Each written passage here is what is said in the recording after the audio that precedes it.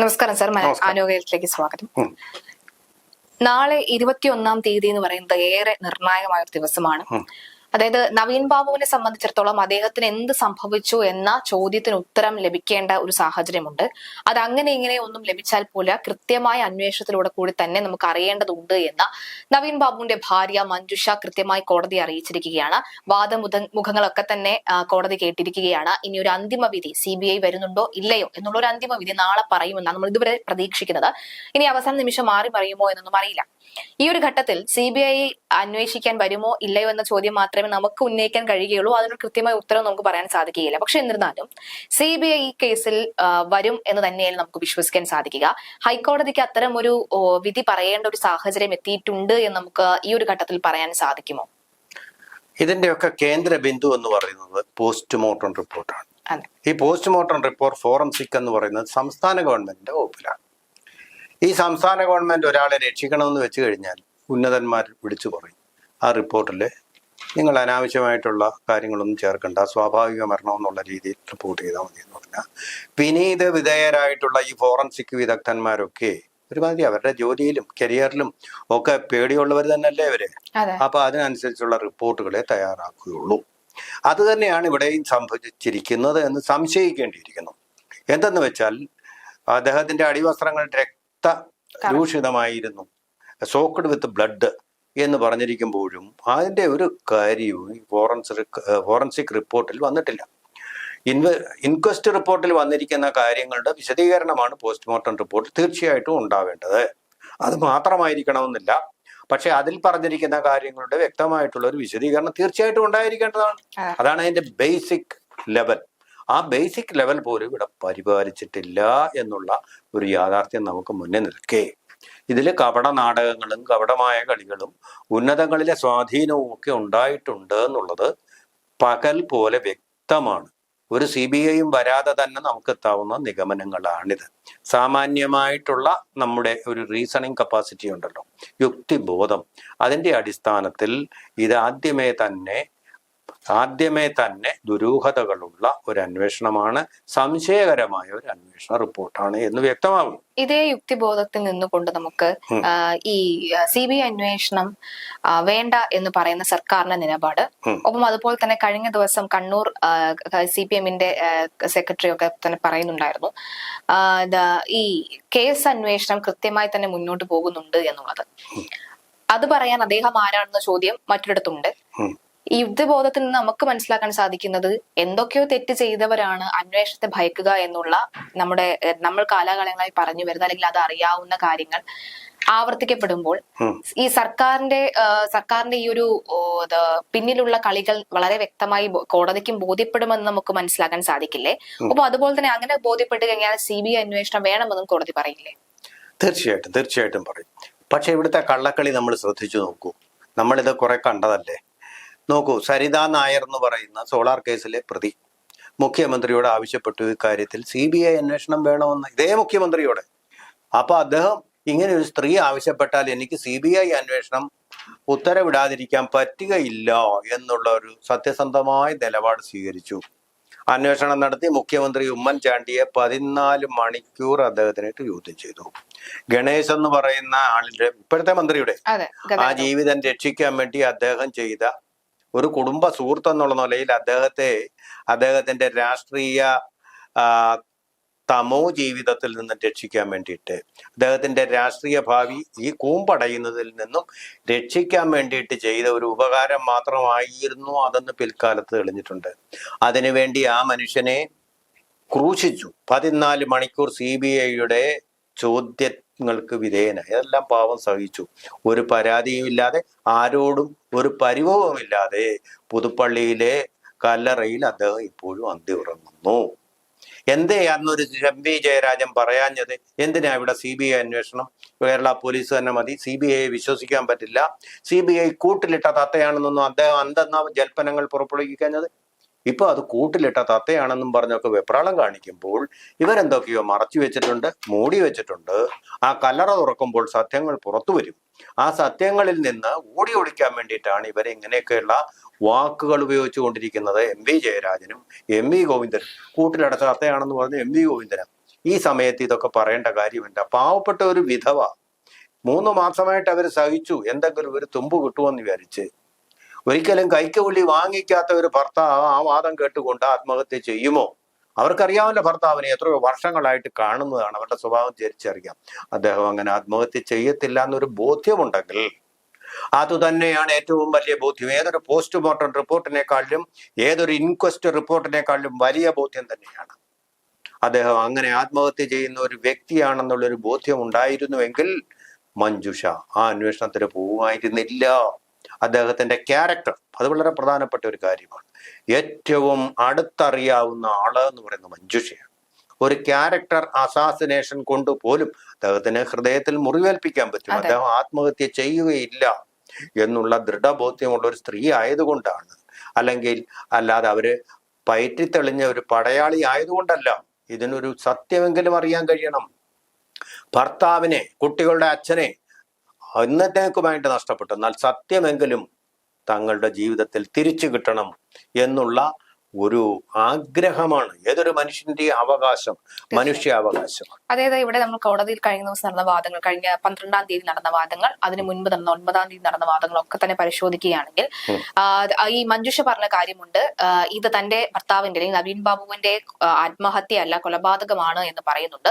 അതുപോലെ തന്നെ പി ദിവ്യയ്ക്ക് പാർട്ടിയുടെ സ്വാധീനമുള്ളത് കൊണ്ട് തന്നെ കേസ് അട്ടിമറിക്കാനുള്ള സാഹചര്യമുണ്ട്. നിലവിലെ അന്വേഷണ ഉദ്യോഗസ്ഥരുടെ അന്വേഷണത്തോട് പരാതിയില്ല, പക്ഷെ സമാന്തരമായി തന്നെ ഒരു പ്രൈവറ്റ് ഏജൻസി ഇത് അന്വേഷിക്കണം, സത്യം കണ്ടെത്തണം എന്നുള്ള കാര്യങ്ങളാണ് വരുന്നത്. പ്രൈവറ്റ് ഏജൻസി അല്ല, തീർച്ചയായിട്ടും ക്ഷമിക്കണം, ആ വാക്ക് ഞാൻ പിൻവലിക്കുകയാണ്. ഈ നിഷ്പക്ഷമായിട്ടുള്ള ഒരു ഏജൻസി വരേണ്ടതുണ്ട് എന്ന് പറയുമ്പോൾ കോടതി ചോദിച്ച ചോദ്യങ്ങളുണ്ട്. കൊലപാതകമാണ് എന്ന് പറയാനുള്ള കാര്യം എന്താണ്?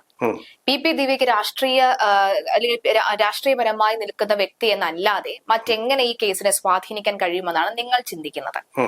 പിന്നെ ഈ കേസിലെ നിലവിലെ ഒരു സ്ഥിതി എന്താണ്? മറ്റൊന്ന്, CBIയുടെ താല്പര്യമല്ല നോക്കുന്നത്, ഈ കേസിൽ CBI വരേണ്ട ആവശ്യകത ഉണ്ടോ എന്നാണ് നോക്കുന്നത് എന്ന് പറഞ്ഞുകൊണ്ടാണ് കഴിഞ്ഞ ദിവസം കൗസർ എടപ്പക്കം ഈ ഒരു കേസ് നിർത്തുന്നത്, വാദം കേട്ടുകൊണ്ട് നിർത്തുന്നത്. അപ്പോൾ അവിടെ സർക്കാർ പറയുന്നത് CBI അന്വേഷണം വേണ്ട, നിലവിലെ അന്വേഷണം തൃപ്തികരമാണ് എന്നുമുള്ള വാദമുഖങ്ങളാണ് വെക്കുന്നത്. ഈ ഘട്ടത്തിൽ ഈ മഞ്ജുഷയ്ക്ക് എവിടെയെങ്കിലും ഇനി അടുത്ത ദിവസം വരുന്ന CBI വരുമോ ഇല്ലയോ എന്ന വിധിയിൽ മഞ്ജുഷയ്ക്ക് വിഷമിക്കേണ്ട ഒരു ഘട്ടം ഉണ്ടാകുമെന്ന് തോന്നുന്നുണ്ടോ? കൗസർ എടപ്പക്കം അദ്ദേഹം വിഷമിക്കാതിരിക്കട്ടെ, നമുക്കറിയാൻ പറ്റില്ല. സത്യം സഞ്ചരിക്കുന്ന വഴികൾ അല്ലെങ്കിൽ നീ കോടതി സഞ്ചരിക്കുന്ന വഴികളൊന്നും നമുക്ക് പറയാൻ പറ്റില്ല. അവിടെ സമർത്ഥമായിട്ട് വാദിക്കുന്ന വാദങ്ങൾ, നമുക്ക് പോസ്റ്റ്മോർട്ടത്തിലെ തെളിവുകൾ, ഇതൊക്കെ കോടതി പരിശോധിക്കുന്നത്. സത്യമല്ല, ധർമ്മവുമല്ല അവിടെ. അപ്പൊ ഈ തെളിവുകളാണ് അവിടെ പ്രധാനമായിട്ട് വന്നിരിക്കുന്നത്. പക്ഷെ കോടതിയുടെ കാര്യത്തിൽ കോടതി ഈ ചോദ്യത്തിന് ഒരു ഉത്തരം കുഞ്ചൻ നമ്പ്യാർ പണ്ടേ പറഞ്ഞു വെച്ചിട്ടുണ്ട്. കനകം മൂലം കാമിനി മൂലം കലഹം പലതരം ഉലകിൽ സുലഭം എന്ന് പറയുന്നത് അല്പം ഒന്ന് മാറ്റിയാൽ നമുക്ക് ഇങ്ങനെയാക്കാം: കനകം മൂലം കാമിനി മൂലം മരണം പലതരം ഉലകിൽ സുലഭം. ഇവിടെ കാമിനി ഇല്ല, ഒരു തരത്തിലുള്ള അത്തരം ഒരു അരാജക ജീവിതം നയിച്ച ആളല്ല. കാമിനിയെ ഇല്ല ഈ കേസിൽ. പിന്നെ കനകമുണ്ട്. കനകം എന്താണ്? പെട്രോൾ ബങ്ക്, അനധികൃതമായിട്ടൊരു പെട്രോൾ ബങ്കിനുള്ള ലൈസൻസ്, അതിന് കൈക്കൂലി കൊടുത്തു എന്നുള്ളതാണ് ഇതിലെ കനകം എന്ന് പറയുന്നത്. അത് ഏറ്റവും ഉചിതമല്ലാത്ത വളവും പുളവും നിറഞ്ഞ ഒരു ഭാഗത്ത്, ഏറ്റവും അൺഫിറ്റ് ആയിട്ടുള്ള ഒരു സ്ഥലത്ത് വേണമെന്ന് പറഞ്ഞു. പരിശോധിച്ചപ്പോൾ അത് അൺഫിറ്റ് ആണെന്ന് കണ്ടു. പക്ഷെ സമ്മർദ്ദത്തെ തുടർന്നോ ഇതിനകത്ത് നവീൻ ബാബു ഒപ്പിട്ടിട്ടുണ്ട്, പെർമിഷൻ നൽകിയിട്ടുണ്ട്. എന്നിട്ടും പിന്നെന്താണ് കുഴപ്പം? പിന്നിൽ വലിയൊരു ലോബി പ്രവർത്തിച്ചിട്ടുണ്ട്. പ്രശാന്ത് ബാബു എന്ന് പറയുന്ന ആള് അവിടുത്തെ ഒരു കാഷ്വൽ ജീവനക്കാരനെ, എവിടുത്തെ പരിയാരം മെഡിക്കൽ കോളേജിലെ ഇവരുടെ കോട്ടയാണത്. ഇപ്പൊ ME രാഘവനിൽ നിന്ന് പിടിച്ചെടുത്ത ഒരു കോട്ടയാണ് ഈ പരിയാരം മെഡിക്കൽ, മാർക്സിസ്റ്റുകാരുടെ കേന്ദ്രമാണ്, എല്ലാവർക്കും അറിയാം. കണ്ണൂർ ജില്ല എന്ന് പറയുന്നത് ഇവരുടെ ഒരു കോട്ടയാണ്. അവിടെ എന്തും നടക്കും, ആർക്കും ഒന്നും ചോദ്യം ചെയ്യാൻ പറ്റില്ല. ഉദാഹരണമായിട്ട് ഞാൻ പറയാം. അവിടെ ഒരു തെരഞ്ഞെടുപ്പ് നടന്നപ്പോൾ ഉള്ള സംഭവം, ബൂത്തില് എതിർ പാർട്ടി എന്ന് പറഞ്ഞാൽ കോൺഗ്രസിന്റെ ഒരൊറ്റ ഏജന്റ് പോലും ഇല്ല, വരാൻ പേടിയാ. ഭീഷണിപ്പെടുത്തി അവരെ വഴിയിൽ വെച്ചവനും തട്ടിക്കളയും, എന്റെ കൈ വെട്ടിക്കളയും എന്ന് പറഞ്ഞപ്പോൾ അവങ്ങൾ പേടിച്ചോടി വീട്ടിൽ പോയി വിളിച്ചിരുന്നു. അങ്ങനെയുള്ള ഒരു ബൂത്തിലേക്ക് ഒരു ആള് ഒപ്പിട്ടത് 30 തവണയാണ്. ഒറ്റയാളും ചോദിക്കാനില്ല. കാരണം പ്രിസൈഡിങ് ഓഫീസർക്ക് പേടിയുണ്ട്, അയാൾക്ക് സ്ഥലം മാറ്റം വരുമെന്ന്. ആ പേടിത്തൊണ്ടൻ ഇതെല്ലാം അനുവദിച്ചുകൊണ്ടിരിക്കുകയാണ്. വിളിച്ചപ്പോ നമ്മുടെ TP സെൻകുമാർ ആണെന്ന് പോലീസിന്റെ SP അദ്ദേഹം പറഞ്ഞു, ഇത് അന്യായമല്ലേ കാണിക്കുന്നത്.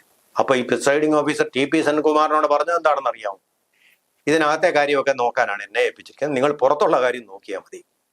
എന്നിട്ട് അവസാനം ഒരു സ്ത്രീ വന്നിട്ട് ഞാൻ ഒരാളിൻ്റെ, എന്നിട്ട് വാസവൻ എന്ന് നമുക്ക് സങ്കല്പിക്കാം, പേര് ശരിക്കുള്ള പേര് ഞാൻ പറയുന്നില്ല, വാസവൻ എന്ന് പറയുന്ന ആളിന്റെ ഭാര്യയാണ്. അപ്പൊ വാസവൻ ഭാഗ്യത്തിന് അവിടെ ഇരിപ്പുണ്ടായിരുന്നു അകത്ത്, എതിർ പാർട്ടിയുടെ ഏജന്റായിട്ട്. വാസവൻ എനിക്ക് ഇങ്ങനെ ഒരു ഭാര്യയില്ല.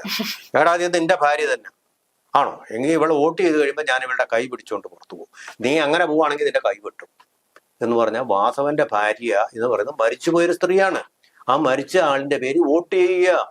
CPM കഴിയും, ബംഗാളിൽ തൃണമൂലിന് കഴിയും, പണ്ട് കോൺഗ്രസിനും കഴിയുമായിരുന്നു അത്, പിന്നെ CPM കഴിയുമായിരുന്നു ബംഗാളിൽ.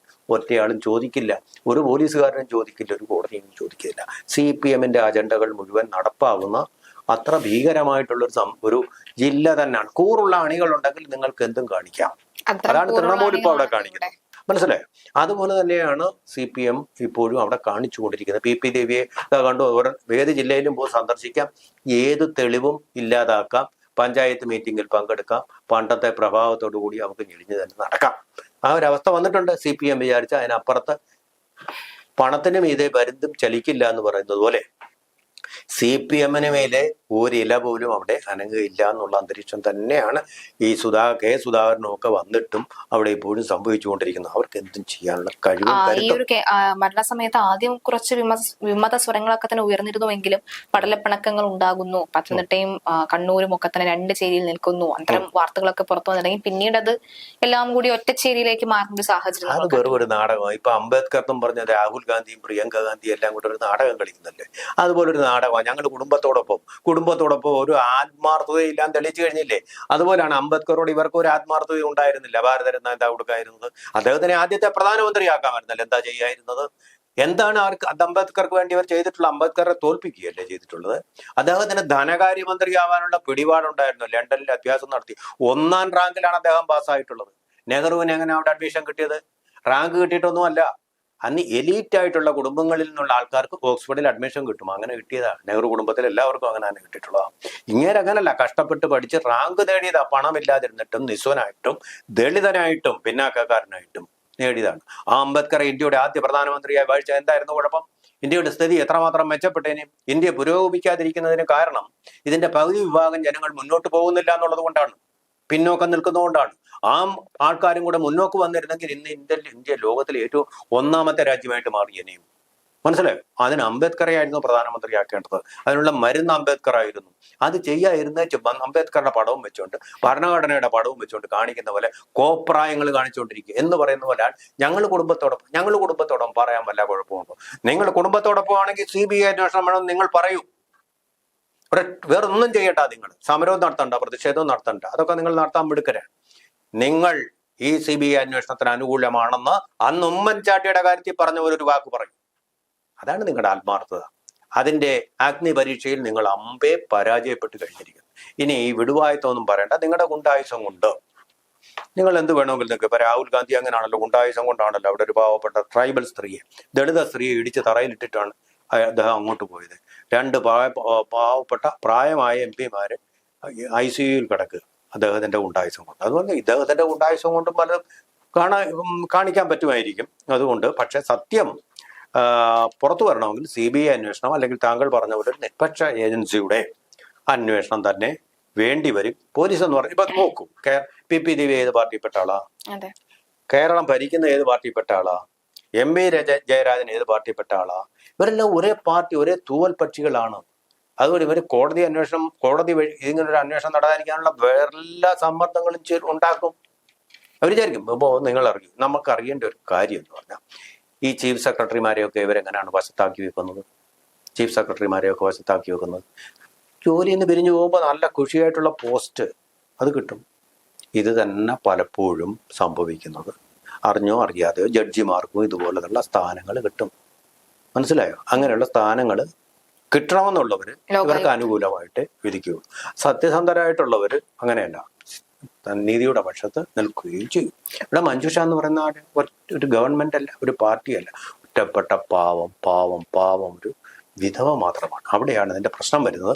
അതുകൊണ്ടാണ് ഈ മാധ്യമങ്ങൾ ഇവരോടൊപ്പം നിൽക്കേണ്ട സന്ദർഭമാണ്, അതിന്റെ നിർണായക സന്ദർഭമാണ് എന്ന് പറയാനുണ്ട്. പിന്നെ വേറൊരു കാര്യം കൂടി ഇതിനകത്തിലെ ഒരു ഫലിതം കൂടി പറയാം. പോസ്റ്റ്മോർട്ടം റിപ്പോർട്ടിൽ പറയുന്നു അവര് ആ മനുഷ്യൻ നവീൻ ബാബു വലിയ മനോവിഷമം കൊണ്ട് ആത്മഹത്യ ചെയ്തത്.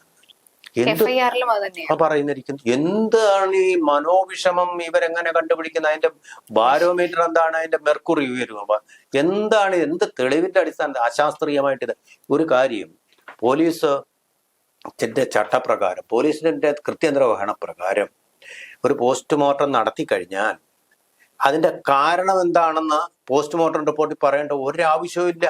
ഒരാൾ ആത്മഹത്യ ചെയ്താൽ, ആത്മഹത്യ എന്നാണല്ലോ പറയുന്നത്, ആത്മഹത്യയുടെ കാരണം എന്തെന്ന് പറയേണ്ട യാതൊരു ആവശ്യവും പോലീസിനില്ല. ഇത് നേരത്തെ തന്നെ പറഞ്ഞിട്ടുള്ള, കോടതി പറഞ്ഞിട്ടുള്ള കാര്യമാണ്. ആത്മഹത്യയാണോ അല്ലയോ എന്ന് മാത്രം പറഞ്ഞാൽ മതി. കാരണം എന്താണെന്ന് അന്വേഷിക്കേണ്ട ചുമതല പോലീസിനുള്ളതല്ല.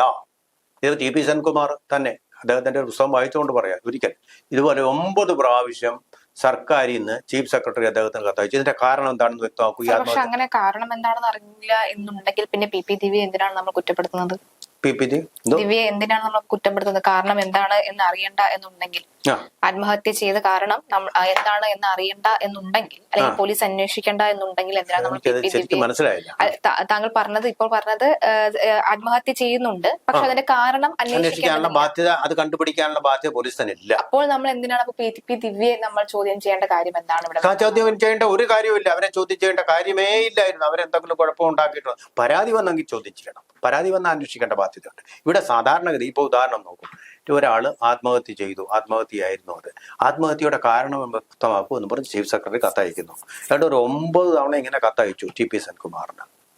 അപ്പൊ അന്വേഷിച്ചപ്പോൾ അദ്ദേഹത്തിന് കാരണം എന്താണെന്ന് വ്യക്തമാകുന്നില്ല. കുടുംബ പ്രശ്നങ്ങളാകാം, അല്ലെങ്കിൽ ചിലപ്പോൾ മാനസിക രോഗം, സൈക്കോസിസ് എന്തെങ്കിലും ഉണ്ടെങ്കിൽ, ഷിസോഫ്രീനിയ ഉണ്ടെങ്കിൽ, ഡിപ്രഷൻ അമിതമായിട്ടുണ്ടെങ്കിൽ ഒക്കെ ആളുകൾ ആത്മഹത്യ ചെയ്യാം.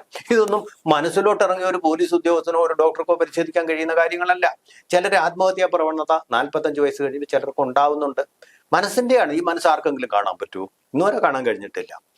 അതുകൊണ്ട് അതിന്റെ കാരണം കണ്ടുപിടിക്കുക എന്ന് പറയുന്നത് അത്ര നിസ്സാരമായിട്ടുള്ള കാര്യമല്ല. സാഹചര്യം ഇങ്ങനെ ആയിരിക്കാം എന്ന് ഊഹിക്കാൻ മാത്രമേ പറ്റൂ. അപ്പൊ അവസാനം 9 കത്ത് കഴിഞ്ഞ് 10ാമത്തെ കത്ത് വന്നപ്പോൾ TP സെൻകുമാർ കൊടുത്ത മറുപടി എന്താണെന്ന് അറിയാമോ? ഇനി ആത്മഹത്യ ചെയ്ത ആളാ, ഇനി ആ മനുഷ്യനെ വഴിയിലെങ്ങാനും വെച്ച് കാണുവാണെങ്കിൽ ഞാൻ ചോദിച്ചിട്ട് കാരണം പറയാം.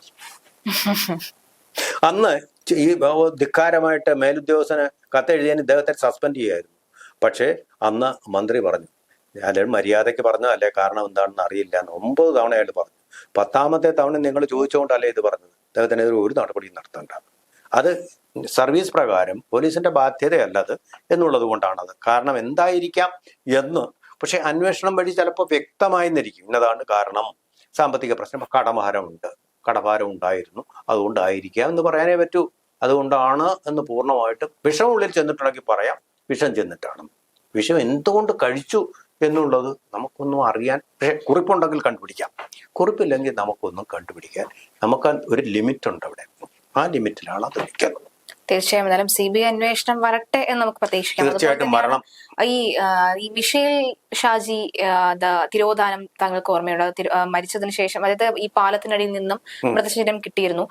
അപ്പോൾ ആദ്യം പോസ്റ്റ്മോർട്ടം റിപ്പോർട്ടിലൊന്നും ഇല്ലാത്ത മുഖത്തും കയ്യിലും കഴുത്തിലും ഒക്കെ ഉണ്ടായ പാടുകൾ അദ്ദേഹത്തിന്റെ മിഷേലിന്റെ പിതാവ് കണ്ടിരുന്നു എന്ന് പറയുന്നു. CBI അന്വേഷണം ആവശ്യമാണ് എന്ന് ആവശ്യപ്പെട്ടുകൊണ്ട് ഹൈക്കോടതിയിലെത്തി. പക്ഷെ ഹൈക്കോടതി CBI അന്വേഷണം വേണ്ടതില്ല എന്ന് പറഞ്ഞ് തള്ളുകയായിരുന്നു.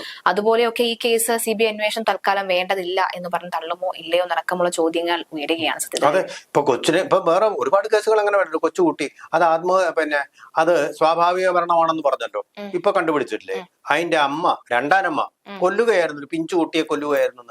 ഈ സീരിയൽ കണ്ടു കാണാൻ തോന്നുന്നു. കേരളത്തിൽ ഇപ്പൊ ഏതമ്മയെ എന്തും ചെയ്യുന്ന ആ മാതൃത്വം എന്ന് പറയുന്നത് നശിച്ചിരിക്കുന്നു.